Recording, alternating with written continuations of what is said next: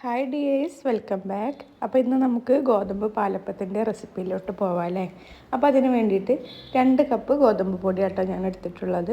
2 cup ഗോതമ്പ് പൊടിയിലേക്ക് നമ്മൾ 1 cup ചോറ് ചേർത്ത് കൊടുക്കുന്നുണ്ട്. അതുപോലെ തന്നെ കുറച്ച് തേങ്ങ, അതായത് ഒരു 3/4 കപ്പോളം തേങ്ങ ചിരകിയതും ചേർത്ത് കൊടുക്കുന്നുണ്ട്.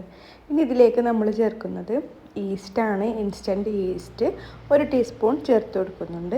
പിന്നെ ഞാൻ ഇതിലേക്കൊരു 2 ടീസ്പൂൺ വെളിച്ചെണ്ണ ചേർത്ത് കൊടുക്കുന്നുണ്ട് കേട്ടോ.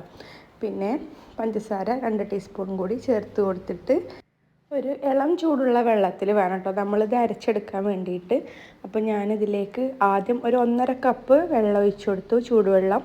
പിന്നെ നമ്മളൊരു സ്പൂൺ വെച്ചിട്ട് ഒന്ന് ഇളക്കി നോക്കിയിട്ട് വേണമെങ്കിൽ വീണ്ടും നമുക്ക് വെള്ളം ചേർത്ത് കൊടുക്കാം. അപ്പോൾ ഇളക്കി കഴിഞ്ഞപ്പോൾ ഞാനിതിലേക്ക് ഒരു 1/2 കപ്പ് വെള്ളം കൂടി ചേർത്ത് കൊടുത്തിട്ടാണ് കേട്ടോ നന്നായിട്ട് അരച്ചെടുത്തത്. ഇത് അരക്കുന്ന ടൈമിൽ വേണമെങ്കിൽ നമുക്ക് ഇതിലേക്ക് ആവശ്യമായിട്ടുള്ള ഉപ്പ് ചേർത്ത് കൊടുക്കുക, അതല്ലെങ്കിൽ നമ്മൾ അരച്ചതിന് ശേഷം ഇട്ട് കൊടുത്താലും മതി.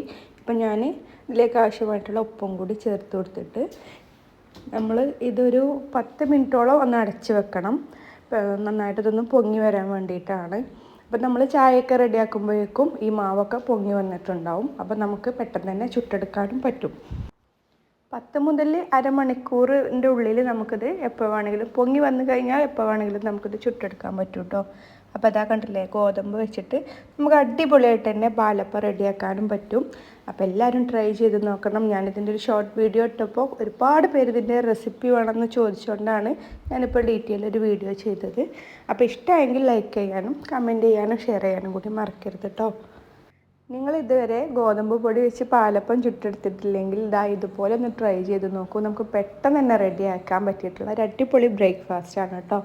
അപ്പോൾ ഇതുപോലുള്ള വീഡിയോസിന് വേണ്ടിയിട്ട് എൻ്റെ ചാനൽ സബ്സ്ക്രൈബ് ചെയ്യാൻ കൂടി മറക്കരുത് കേട്ടോ. അപ്പോൾ ശരി, ടാറ്റാ, ബൈ ബൈ.